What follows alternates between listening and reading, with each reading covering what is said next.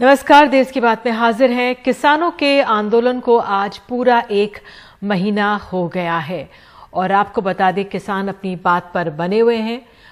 आंदोलन लग रहा है खत्म हो नहीं रहा है, बल्कि खेती कानूनों के विरोधियों और समर्थकों की गतिविधियां तेज होती दिख रही हैं। राजस्थान के राय सिंह नगर में आज एक कार्यक्रम में पहुंचे केंद्रीय मंत्री अर्जुन मेघवाल का किसानों ने जमकर विरोध किया। उन्होंने वहां लगे पोस्टर फाड़े और नारेबाजी की।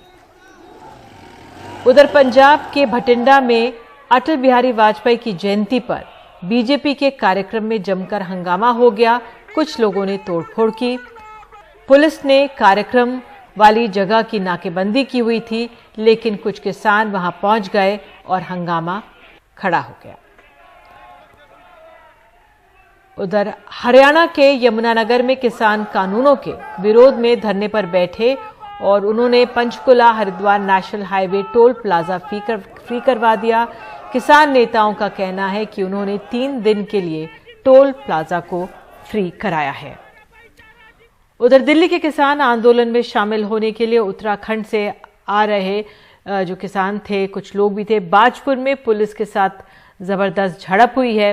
पुलिस ने जब इनको आगे बढ़ने से रोकने की कोशिश की तो जो बैरिकेड्स था उस पर आगे ट्रैक्टर बढ़ा दिया था। तो विरोध के बीच समर्थन करने वाले भी अब सामने आ रहे हैं। ये बाजपुर की तस्वीर है उत्तराखंड की, और हम देख सकते हैं किस तरह से खेतों में किसान पहुंच गए और खेतों के रास्ते, अपनी गाड़ियों के रास्ते दिल्ली की ओर आ गए। हमारे सहयोगी कमाल खान ने बताया कि किस तरह से पुलिस ने जब देखा कि किसान अपनी बात पर आमादा हैं तो वो उनको आगे बढ़ने दिया। तो विरोध के बीच समर्थन करने वाले भी सामने आ रहे हैं। महाराष्ट्र के पुणे में प्रधानमंत्री किसान योजना के समर्थन में बीजेपी ने बैलगाड़ी रैली की, जिसमें महाराष्ट्र बीजेपी के प्रदेश अध्यक्ष चंद्रकांत पाटिल और दूसरे नेता भी शामिल हुए। आज अटल बिहारी वाजपेयी की जयंती के मौके पर 9 करोड़ किसान परिवारों को 18,000 करोड़ रुपए की प्रधानमंत्री किसान सम्मान निधि के तहत 2,000 रुपए प्रति परिवार दिए गए। प्रधानमंत्री ने करीब 1.5 घंटे तक किसानों को संबोधित किया और नए कृषि कानूनों पर सरकार का रुख साफ कर दिया। उन्होंने 6 राज्यों के किसानों के साथ ऑनलाइन संवाद के जरिए नए खेती कानूनों का विरोध कर रहे किसान संगठनों के सवालों पर सरकार का रुख साफ करते हुए उन्होंने बंगाल और केरल की सरकारों को घेरा और पूछा कि जो लोग आज किसानों के नाम पर आंसू बहा रहे हैं, ये लोग तब कहां थे जब किसानों की जमीन हड़पी जा रही थी। उसमें कोई कमी है तो उसको इंगित करना चाहिए, लोकतंत्र है। हमें सब प्रकार का भगवान ने ज्ञान दिया ऐसा दावा हमारा नहीं है, लेकिन बात तो हो। इन बातों के बावजूद भी लोकतंत्र में अटूट आस्था और श्रद्धा होने के कारण, किसानों के प्रति हमारा समर्पण होने के कारण हर समय किसानों के हर मुद्दे पर चर्चा के लिए सरकार तैयार है।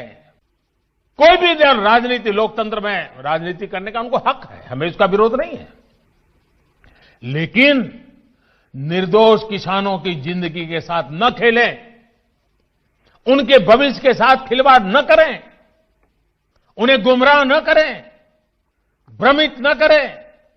साथियों, ये वही लोग हैं जो बरसों तक सत्ता में रहे, जो लोग 30 साल तक बंगाल में राज करते थे।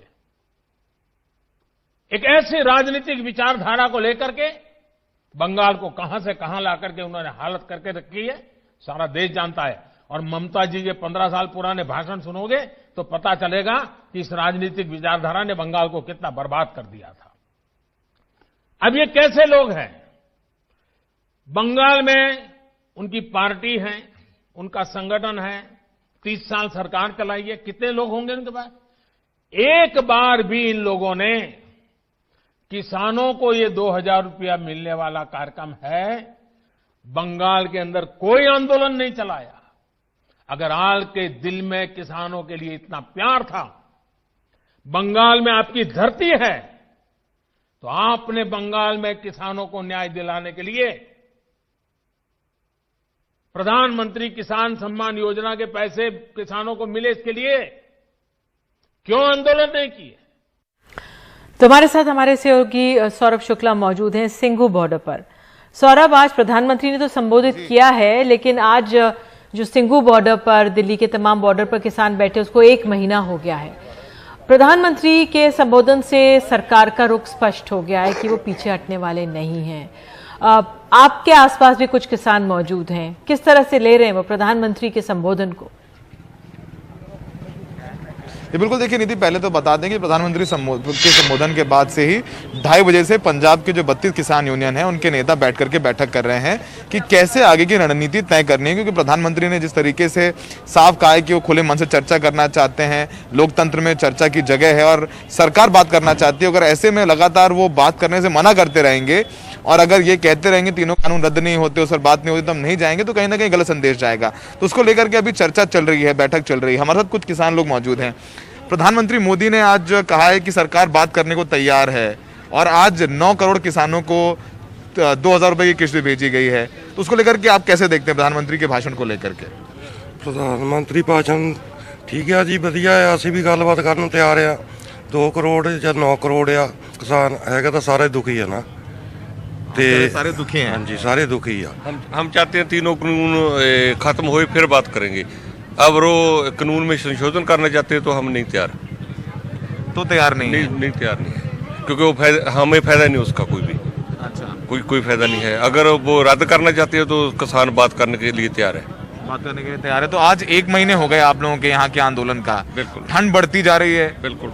आगे की क्या कुछ चेंज करेंगे रणनीति या यहीं बैठे रहेंगे? जो हमारे नेता है सारी यूनियन के जो बोल लेंगे हम वो करेंगे। लेकिन जो ठंड की बात है, हमारा लंगर दिन के दिन ज़्यादा चल रहा है, लोग ज़्यादा आ रहे हैं। रात तकरीबन 35,000 लोग ज़्यादा पंजाब से, हरियाणा से आए हैं रात को, तो लोग बढ़ी जाते हैं। अगर नहीं फैसला हुआ तो इससे लोग ज़्यादा बढ़ते जाएंगे, कम नहीं होंगे। ठंड का कोई असर नहीं हमारे पर। ठंड का कोई असर नहीं। क्यों, हम भी खेतों में रहते हैं, पहले भी जब फसल का काम करते हैं खेतों में रहते हैं, गर्मी में भी और ठंड में हमें कोई फर्क नहीं है। निधि, आपने सुना, इनका कहना है कि जैसे जैसे गतिरोध बढ़ रहा है वैसे वैसे यहाँ पर किसानों का सिलसिला आना जारी है। हमारे कैमरामैन आपको दिखाएंगे कि यहाँ पर अभी अभी बस एक बस भी आई है जिससे लोग उतर के आए हैं अभी अभी किसी तरीके से पीछे से। तो आप देखेंगे आसपास, जबकि हम लोग थोड़ा सा किनारे आकर बात कर रहे हैं, लेकिन लगातार हम लोग भी 1 महीने से यहाँ पर आकर के बातचीत कर रहे हैं किसानों से। हर रोज जब हम यहाँ आते हैं तो हमें ज़्यादा किसान नजर आते हैं, ज़्यादा लोग नजर आते हैं। तो फिलहाल जैसे जैसे गतिरोध बढ़ रहा है वैसे वैसे किसान आते जा रहे हैं। किसान संगठन अभी तक बैठक कर रहे हैं निधि, और हो सकता है कि आज एक बैठक हो, उसके बाद कल संयुक्त किसान मोर्चा की बैठक है। यानी पंजाब यूनियन के अलावा जो बाकी देश भर की यूनियंस हैं 40, उनकी बैठक बुलाई गई है। उसके बाद शायद कल शाम को एक प्रेस कॉन्फ्रेंस करके ये अनाउंस करें कि ये सरकार से बातचीत करने जाएंगे या नहीं जाएंगे। अगर नहीं जाएंगे तो अपना आंदोलन कैसे आगे लेकर के जाएंगे। तो ये तमाम बातों पर अभी चर्चा चल रही है सिंघू बॉर्डर पर इनकी बैठक में। बिल्कुल सौरभ, इस जानकारी के लिए, बातचीत के लिए धन्यवाद। और हम पंजाब से अहम खबर आपको बताएंगे। मोहम्मद गजाली हमारे सहयोगी हमारे साथ जब जुड़ेंगे वो कंफर्म करेंगे तो बताएंगे इसी आंदोलन से जुड़ी हुई। लेकिन इससे पहले आपको बता देते, प्रधानमंत्री ने जिस तरह से आज 9 करोड़ किसानों के खाते में 2000 रुपए भेजे, दूसरी तरफ दक्षिणी दिल्ली के किशनगढ़ में गृह मंत्री अमित शाह कृषि बिल को स्वामीनाथन कमेटी के मुताबिक बताकर कृषि कानूनों को उनका बचाव कर रहे हैं। साथ ही ये भी संकेत दिया है कि कृषि बिल पर सरकार पीछे नहीं हटेगी। रविश रंजन शुक्ला की रिपोर्ट देखिए।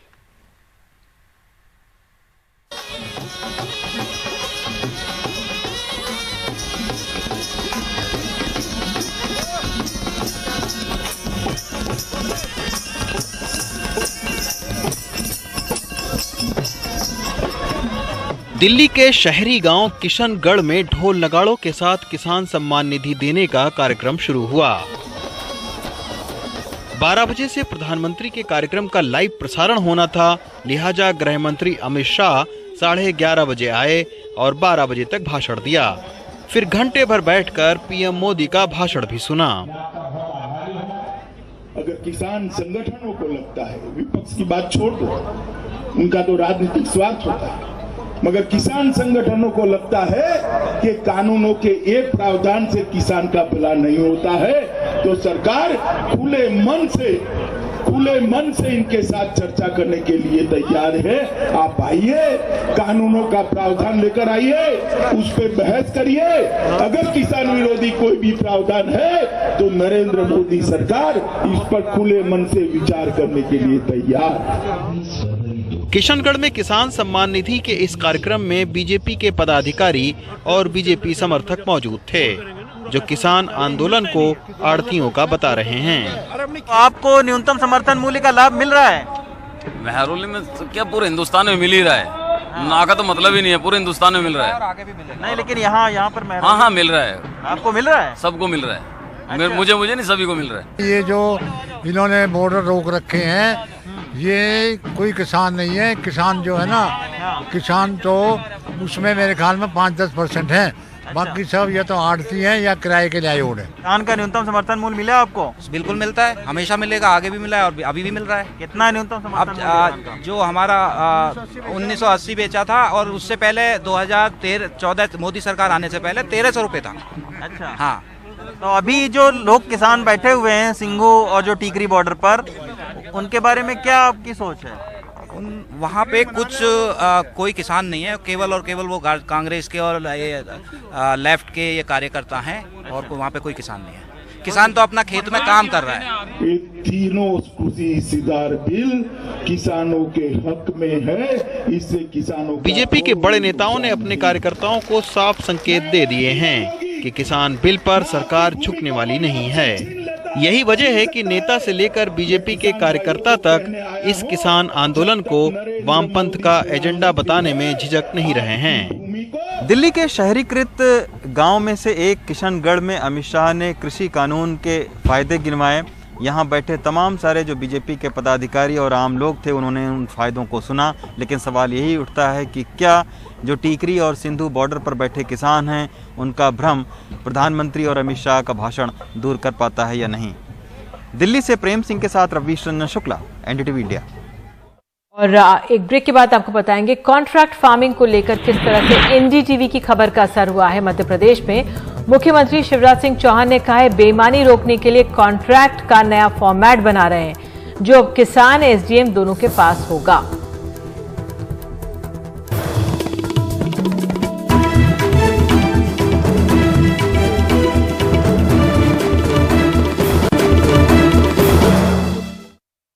तो मध्य प्रदेश में एनडीटीवी की खबर का बड़ा असर हुआ है। बुधवार को हमने दिखाया था कि कैसे कॉन्ट्रैक्ट खेती के नाम पर किसानों को पन्ने भर का कागज थमाया गया है, कैसे उसमें ना कोई सील है ना हस्ताक्षर।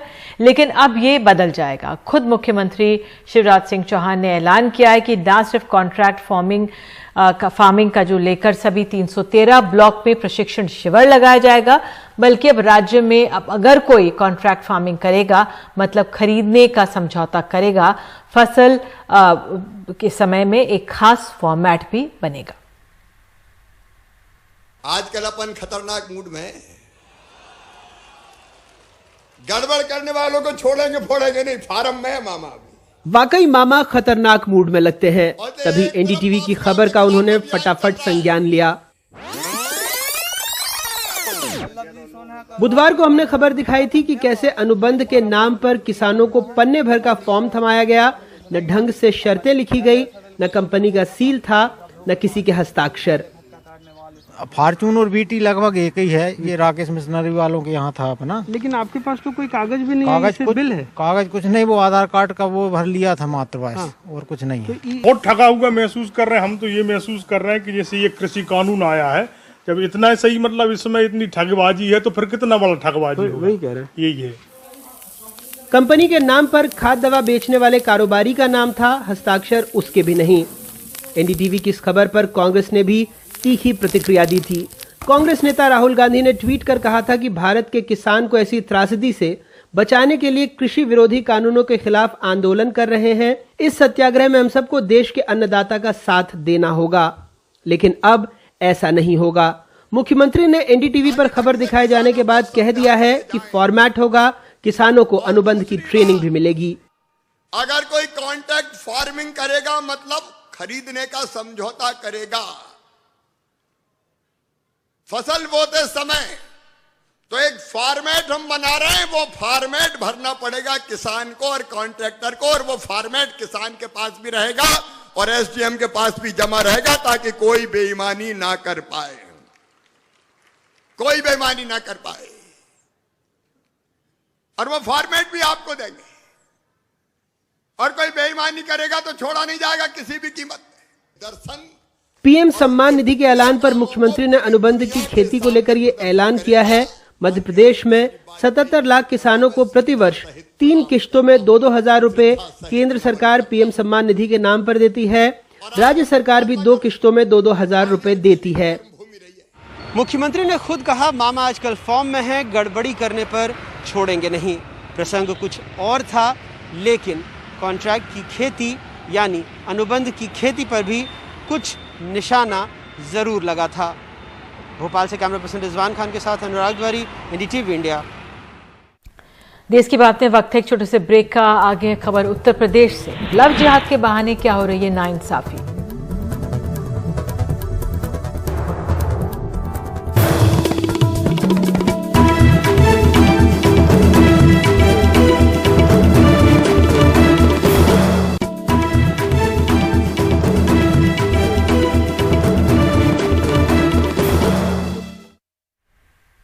उत्तर प्रदेश के बिजनौर में एक बर्थडे पार्टी से लौट रही एक हिंदू लड़की ने मुस्लिम साथी को भीड़ ने पीटा है। फिर पुलिस ने 18 साल के उस लड़के को लव जिहाद केस में जेल भेजा। पुलिस ने उस पर लड़की को अगवा कर जबरदस्ती धर्म परिवर्तन को मजबूर करने का मामला भी दर्ज किया है, जबकि लड़की का कहना है कि ना तो लड़के ने शादी करने को कहा और ना ही धर्म परिवर्तन को। अब गांव के प्रधान का कहना है कि पुलिस ने जबरदस्ती से केस दर्ज किया है। ये एक पितृसत्तात्मक समाज की हिंसक मॉरल पुलिसिंग है। न लड़की को जानते हैं न लड़के को, लेकिन उन्हें साथ देख इनका खून इतना खौला कि 18 साल के बच्चे को पीट पीट कर बेहाल कर दिया। उसकी साथी लड़की कहती है कि वो एक बर्थडे से लौट रही थी, तभी ये हुआ। कुछ दिन बाद बर्थडे पार्टी से यही 11:30 बजे 12 बजे करीब हम घर पे बैठे, तो वहाँ से कुछ लोगों ने चोर समझ के पकड़ा। और उसके बाद पुलिस को बुलाया, उन्होंने मारा। मजदूर वालों ने होते उन्हें कि कहाँ से आया चोरी करते हो, उन्होंने कहा चोरी हम करने के लिए, तो बस यही मामला था। लड़की कहने भी लगी कि मैं तो ऐसा नहीं हूँ, मैं तो अपने बर्थडे पार्टी में इतनी लड़की आनी चाहिए, लेकिन उसकी बात किसी ने नहीं मानी। गांव के प्रधान विनोद सैनी, जो वकील भी हैं, कहते हैं कि पुलिस ने लड़की से गांव पता कर उन्हें फोन कर घटना की जानकारी दी। प्रधान लड़की के पिता को लेकर थाने गए और लिख कर दिया कि उन्हें कोई कानूनी कार्रवाई नहीं करनी। इस पे पुलिस ने लड़की उन्हें सौंप दी, लेकिन बाद में लव जिहाद का केस बना दिया। ये बाद में फिर जब लड़की घर आ गई तो फिर कोतवाल का फोन आ रहा है, लड़की को लेके आओ। मैंने क्यों, लड़की अब तो नहीं लाएंगे भाई, हम चीज के बयान कराने हैं, 164 के महीने में बयान को कराने हैं, कोर्ट में चले जाते हैं। नहीं, वहाँ एसपी का फोन आया है, इसमें वो लव जिहाद लिखा जाएगा। वो तो लड़का मुस्लिम है और अपना नाम दोनों बताता, धर्म परिवर्तन करके शादी करना चाहता है, पर उसमें लव जिहाद का मामला बना दिया। ऐसा कोई मामला था। लड़की कहती है कि लड़के ने ना तो उससे शादी करने कहा था और ना ही धर्म परिवर्तन करने। अच्छा, ये जो कह रहे कि तुम्हारा धर्म परिवर्तन करा रहा था वो लड़का, ये क्या बात है? झूठा बात है। ऐसी कोई बात थी नहीं। लेकिन पुलिस मानती है कि लड़के ने लड़की को अगवा कर लिया था। वो उसका जबरदस्ती धर्म परिवर्तन कर शादी करना चाहता था। दलित लड़की से ये करने पे नए कानून में 10 साल की सजा है। लिहाजा पुलिस ने इन आरोपों में 18 साल के लड़के को जेल भेज दिया। ये केस लड़की के पिता की तहरीर पे किया गया। इस लड़की को अपना सोनू नाम बताकर इसे अपने प्रेम जाल फंसा लिया। उसके उपरांत उसे यहाँ से अपहरण करके ले गया। उसका धर्म परिवर्तन करवाने का इसने दबाव डाला। जब लड़की को जानकारी हुई तो वहाँ से उसी चंगुल से किसी तरह भागी आई है। जिस लड़की को अगवा करने और जबरदस्ती धर्म परिवर्तन कराने की कोशिश का आरोप है, वो कह रही है कि ऐसा कुछ नहीं हुआ। उसकी मां कह रही है कि लड़की बर्थडे में गई थी, वहां से लौट रही थी, ऐसी कोई बात नहीं है। गांव के प्रधान कह रहे हैं कि पिता ने थाने में लिख के दिया था कि हमें किसी पे मुकदमा नहीं करना है, लेकिन अगर इसके बावजूद इस केस में पिता से तहरीर लेके मुकदमा किया गया तो यह समझा जा सकता है कि इसका दबाव कहां से आया होगा। बिजनौर में जुबैर और लखनऊ में कैमरामैन राजेश गुप्ता के साथ कमाल खान, एनडीटीवी इंडिया। और आगे वक्त एक छोटे से ब्रेक का आपको बताएंगे मुंबई की आई कॉल सेवा के बारे में, कैसे काउंसलिंग होगी मानसिक परेशानियों से जूझ रहे लोगों की।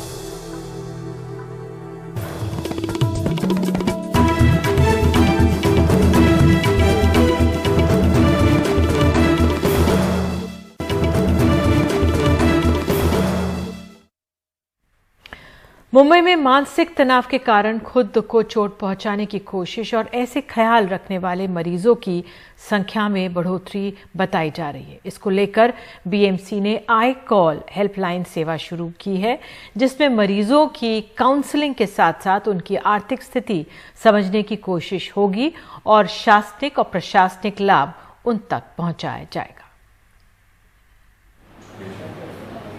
कोरोना के साथ साथ मुंबई शहर में कोरोना मरीजों की मानसिक जांच भी शुरू हो गई है।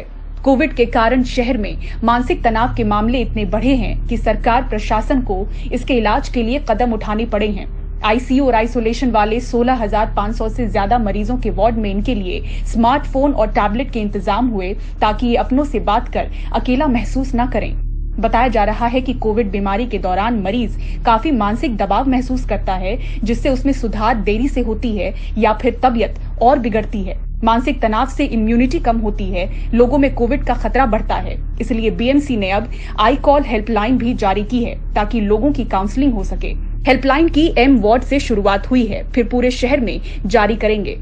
इस हेल्पलाइन के माध्यम से हम इस इलाके के करीब 60,000 घरों तक पहुंचेंगे। उनके जीवनमान कैसा है, उनकी हालत कैसी है, उनकी मानसिक स्थिति कैसी है, साथ में साथ उनका आर्थिक परिस्थिति भी कैसी है, इसका आकलन किया जाएगा। इस माध्यम से जो शासन की और महानगर पालिका की विविध योजनाएं हैं, इनका लाभ उन तक पहुंचाने का प्रयास भी रहेगा। महामारी के दौरान आर्थिक तंगी, कोविड का भय, कोविड मरीजों में बढ़ा तनाव, ऐसे कई कारणों से शहर के मनोचिकित्सक बताते हैं कि उनके पास इस तनाव के कारण खुद को चोट पहुंचाने के गंभीर मामले पहुंच रहे हैं। डिप्रेशन 50% से ज़्यादा हमको अभी दिख रहा है। पिछले 2-3 महीनों में भी ज़्यादा केसेस हमको डिप्रेशन के भी दिखने को मिल रहे हैं। उसमें से 5-10% अटेम्प्टेड सुसाइड में भी जा रहा है। इसमें कॉज फाइनेंशियल लॉस बहुत हम देख रहे हैं। कई लोगों के जॉब्स छूट गए हैं, फाइनेंशियल वरीज बहुत सारे लोगों का है, और कोविड की वजह से जो एंग्जाइटी और डिप्रेशन बढ़ गया है, उसकी वजह से हम अटेम्प्टेड सुसाइड ज़्यादा देख रहे हैं। सामाजिक और आर्थिक परिस्थितियों में दबाव आ रहा है। इसके वजह से निराशा, हताश लगना, उदासी, अक्सर स्ट्रेस आना, ये प्रमाण भी बढ़ चुके हैं, जिस कारण हमें अटेम्प्टेड सेल्फ हार्म या अपने आप को चोट पहुंचाने की जो सिचुएशंस है वो बढ़ते हुए नजर आ रही है। डॉक्टर एलएच हीरानंदानी हॉस्पिटल के डॉक्टर ऑस्टिन फर्नांडिस बताते हैं कि अस्पताल की ओपीडी में कोविड के कारण अपनी जान देने की कोशिश और ऐसी सोच के मामले बढ़े हैं। कोविड की वजह से मुंबई शहर में जैसे कि बराबर आंकड़े नहीं आए हैं, पर अलग अलग हम लोग को जैसे कि मालूम पड़ा है कि कोविड होने के बाद भी क्योंकि बंदा ठीक नहीं हुआ, उसने अपने जम करके सुसाइड करने की कोशिश की, वो बच गया, वो अच्छी बात है। एक और लड़का था जिसके माँ बाप अनफॉर्चुनेटली कोविड की वजह से मर गए, उसने सुसाइड अटेम्प्ट किया था। ठीक है, ऐसे बहुत सारे आइसोलेटेड केसेस है, बट अपना आंकड़े नहीं है अपने पास। ठीक है, और इसकी डिप्रेशन भी बहुत ज़्यादा बढ़ रहा है। आजकल जो हम लोग ओपीडी में पेशेंट देख रहे हैं, जो डिप्रेशन आ रहे हैं कोविड की वजह से, लॉकडाउन की वजह से, अलग कारणों की वजह से, उनमें सुसाइड के ख्याल बहुत ज़्यादा आ रहे हैं। सुसाइडल थॉट्स जो हम लोग बोलते हैं बहुत ज़्यादा ख्याल आ रहे हैं, और इसके लिए हमें जल्द से जल्द ट्रीटमेंट करना पड़ रहा है ताकि वो हमें सुसाइडल थॉट्स को कम कर सके और उनको एकदम सही कर पाए। अस्पताल में भर्ती कोविड मरीजों के साथ साथ उनके रिश्तेदारों, नॉन कोविड मरीजों और आम लोगों को भी मानसिक मदद की दरकार है। मौजूदा वक्त की इस जरूरत को समझते हुए बीएमसी काउंसलिंग और मानसिक बीमारी की जांच का दायरा बढ़ाने की कोशिश में है, जिसके लिए निजी डॉक्टरों की मदद ली जा रही है। मुंबई से पूजा भारद्वाज की रिपोर्ट, एनडीटीवी इंडिया के लिए।